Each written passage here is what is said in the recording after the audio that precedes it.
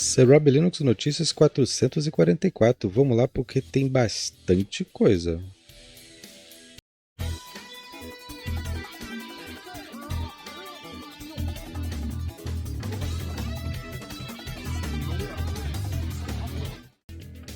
Software, ferramentas e desktops. O próximo lançamento do desktop Bud será somente o Wayland. Principal desenvolvedor do desktop Bud declara que a versão 10.10 será lançada em breve e descartará o suporte X11. Já estão testando bastante e concluíram que está em boa forma. Versão de Wayland funcional. Usará o LabWC. Login no Wayland funcionará sem problemas. Compartilhamento de tela e transmissão ao vivo. Com os XDG Desktop Portals WLR e GTK instalados, já pode usar seus programas de gravação preferidos e transmitir com o OBS especificamente.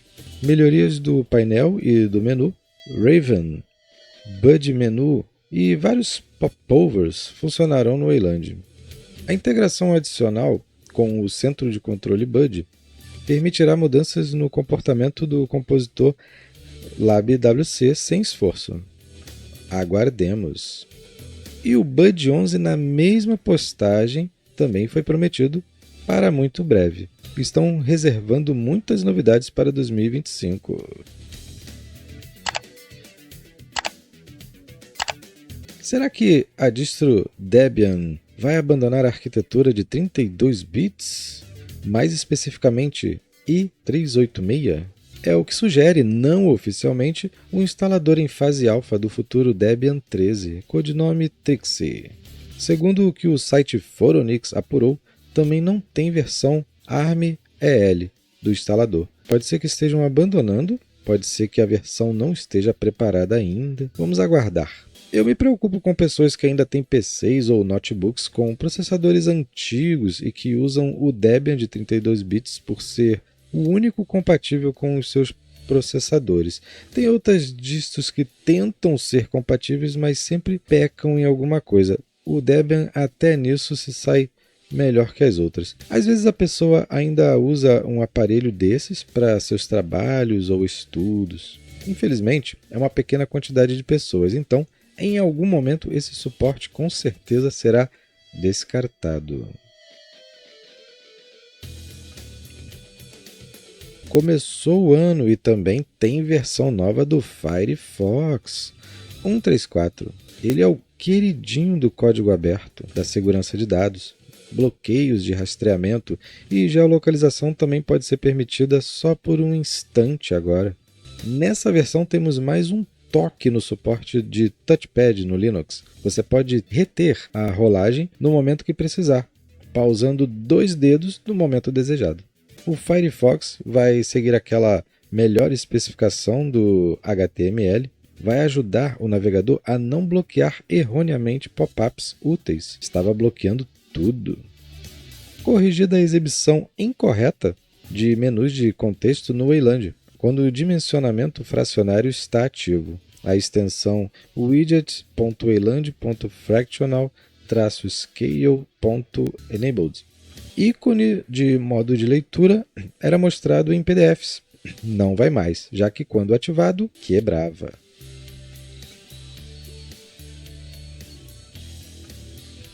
Desenvolvedores do editor de vídeo Kdenlive estão entusiasmados em anunciar que seus trabalhos na ferramenta de remoção de plano de fundo dos vídeos podem ser conferidos. Você pode pegar algum elemento se movendo na frente e colocar num ambiente desejado que quiser. E já é possível usar, mas só a versão de testes, que está disponível nos links do anúncio. Ainda é um trabalho em andamento e estará disponível nas próximas semanas. Pode testar agora se quiser, tem a versão App Image ou Flatpak. Recomendo o App Image. Vocal Screen NG 4.4.0 foi lançado nos primeiros dias de janeiro de 2025 e seu foco continua sendo melhor suporte ao Wayland, já que no X11 ele está funcionando 200% completo. mas agora no Wayland está quase lá.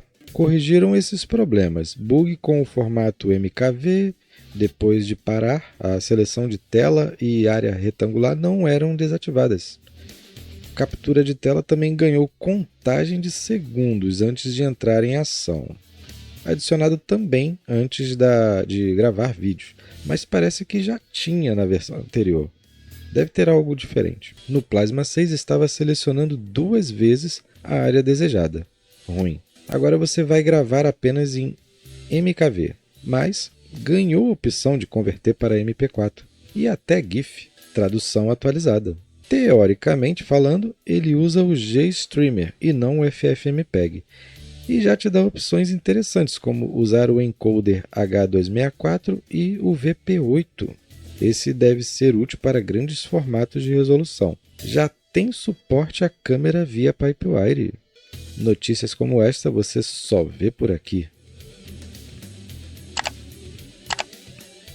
Enquanto eu estava fazendo a retrospectiva de 2024, Glorious Egg Roll, Thomas Crider, lançou o Nobara 41, dia 1º de janeiro de 2025.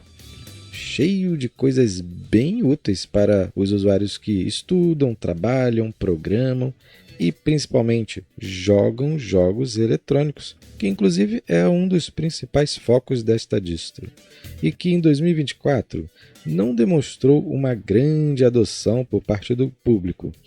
Não se destacou de alguma forma que pudesse surpreender a todos, porém, quem usa elogia bastante. Baseado no Fedora 41, seu instalador Calamares é rebaseado no da distro KOS, que vem com mais opções úteis, inclusive o on-screen, teclado na tela, e outras coisas. As atualizações da distro podem ser feitas em segundo plano.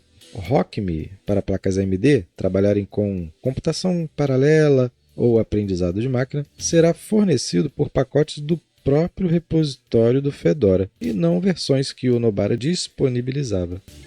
Um pouco menos de trabalho para ele. Pacotes RPM compatíveis com Fedora instalarão com 2 cliques. Drives Vulkan serão estáveis e não compilados do Git, porque não estavam funcionando direito. Alguns programas e jogos não abriam. Mas tem o pacote Mesa Vulkan Drivers Git, que deve funcionar também. Construído do Git, e os drives incluídos podem ser alternados com os estáveis para ver quais se saem melhor para você. Quem tem NVIDIA vai usar os drives open source em placas compatíveis, ou seja, algumas GTX e a maioria das RTX. As mais velhas, que só têm suporte pelo drive proprietário, a pessoa terá que fazer algumas modificações manuais. O programa de boas-vindas tem uma utilidade interessante que agora pode baixar, instalar, remover, gerenciar programas por Flatpak, que pode ser algo melhor do que depender de Gnome Software ou Discover do Plasma. Nobara Tweak Tool, nova ferramenta que vai ajudar montagem automática dos sistemas de arquivos em HDs ou SSDs. Seu sistema de aplicativos para HTPC Handheld também terá atualizações automáticas. Olha o que chegou esses dias no Drive Radeon SI. ACO para OpenGL. Ativado por padrão em placas pré-GFX 10. Antes delas, GFX 8 e 9. Não sei se em GFX 3 e 7 estariam funcionando, só testando. 6 e 7 são as Sea Islands e Solder Islands.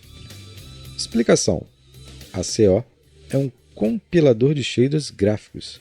Ele foi criado para substituir o LLVM, já que o LLVM é um compilador para vários tipos de uso. E nos gráficos ele não mostra uma eficiência tão boa quanto deveria, pelo menos em placas AMD. ACO, que significa AMD Compiler, já está no driver Vulkan RADV. E agora, aos poucos, deve se tornar padrão para todas as placas AMD que usam o Drive Radeon SI para renderizações gráficas da API OpenGL. Diminuiu bastante gagueiras executando gráficos em tempo real. Agora está sendo ativado para as RX 480, 580 Vega 5664. Inclusive é onde a substituição do LLVM por ele, por ACO, se tornou bastante satisfatória. Nas GFX 10 não faz diferença usar o ACO ou o LLVM no drive OpenGL, por isso ainda não foi ativado por padrão nessas placas. Mas você pode testar nelas, se você tiver uma, com o comando amd_debug igual use ACO. AMD debug em maiúsculo e use ACO em minúsculo. As GFX 10 RX 6600, por exemplo. Só que eu não vejo por que não ativaram, mesmo não tendo tanta diferença. Seria bom para padronizar tudo logo, né? Adoram perder tempo. Notícias de jogos no Linux. Proton GE Keystone 9-22 ou GE Proton 9-22 é a mais nova versão de um dos forks do Proton da Valve mais famosos, feito por Glorious Egg Roll, Thomas Crinder, que também é o desenvolvedor da distro Nobara. Dessa vez vem anunciar que adicionou várias correções que vêm do UMU Proton Fix, como Final Fantasy VII, 8, Crysis, os Bioshocks, tanto da Steam quanto do GOG, e etc. E o UMU Database foi atualizado. Ghost Runner 2 da Epic Games, Identify 5, Use 1 e 2, Chronicles, Kao de Kanguru e muitos outros. A penúltima versão do Proton experimental, esse sim da própria Valve, foi lançada na véspera de Natal e recebeu um grande trabalho para melhorar jogos como Marvel Rivals, que usam a API D3D12 da versão do Windows, sendo convertida para Vulkan no Linux. Melhorada a renderização do lançador do Marvel e um aviso que aparecia quando abria o jogo, e que o driver da placa de vídeo não está atualizado ou usa a versão não recomendada. Deseja continuar assim mesmo? Esta informação sumiu. Os jogos Simulacros e Assassin's Creed Syndicate não abriam com a presença de NVAPI em sistemas com placas AMD. Algum conflito de software deve beneficiar outros títulos também. Xalia, sistema de controle habilitado para os jogos Overlord, The Takeover, Floppy Heroes, Whiskered Way, Rimo, Cerberus e The Adventure of Ninomai e Nanis.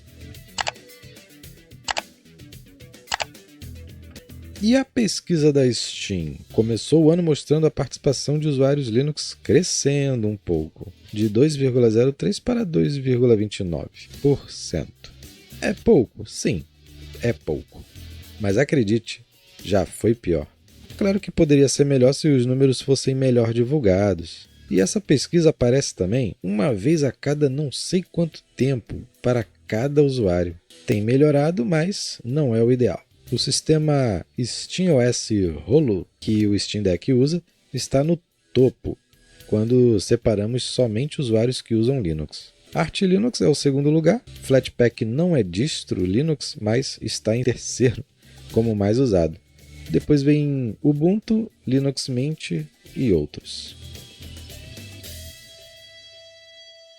Antes das últimas notícias, peço para que você se inscreva no canal, ative o sininho, dê like no vídeo, compartilhe para que outros possam vir para cá se informar também, beleza? Vamos lá.